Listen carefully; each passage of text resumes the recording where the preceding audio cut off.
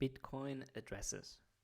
So now that we've gone over the basics of the blockchain crypto, let's look at what an address is. An address is basically a unique identifier that identifies a particular user, and it's the hash of a public key. Recall from the last lecture, Bitcoin uses ECDSA cryptography. So there's a private key, and from the private key you can derive this public key and the address. An address can have a balance, at least in Bitcoin, which must be strictly between 0 and 21 million Bitcoins. 1 Satoshi is 10 to the power of minus 8 Bitcoin, so this is the smallest denomination that you can have in terms of decimals. Here you can see a few examples of addresses. So typical addresses start with letter 1, and there are particular types of addresses that start with the letter 3.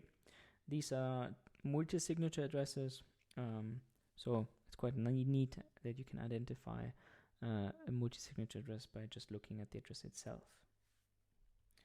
Here you get the technical details of how you can derive the Bitcoin address from an elliptic curve public key. So from the private key, you can basically get the public key, right? And then given the public key X and Y, you take here the SHA-256, then the RIPE-MD hash. So you have basically 2 hashes. From that, you get a fixed 20-byte output, which comes from the RIPE-MD hash. You append the network ID byte right here at the beginning. Then you take the double hash of this construct.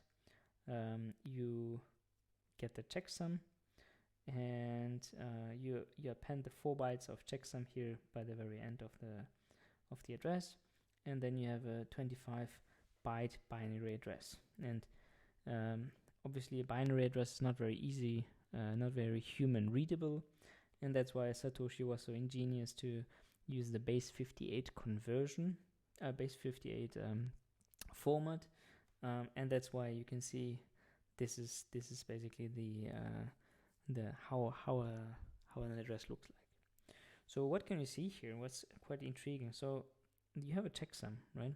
So you can, if you mistype an address, right, you can verify whether the checksum is correct or not, which is quite convenient, right?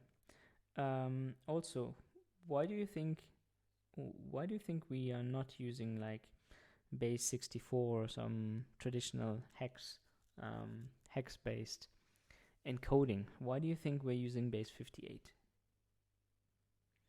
Well, it's simple. It's because in base 58 we don't have letters such as the I or capital I that might look very similar in different under different fonts, or the small L and the big L. So we don't have these in that actually might look very similar to number 1 that you can see here.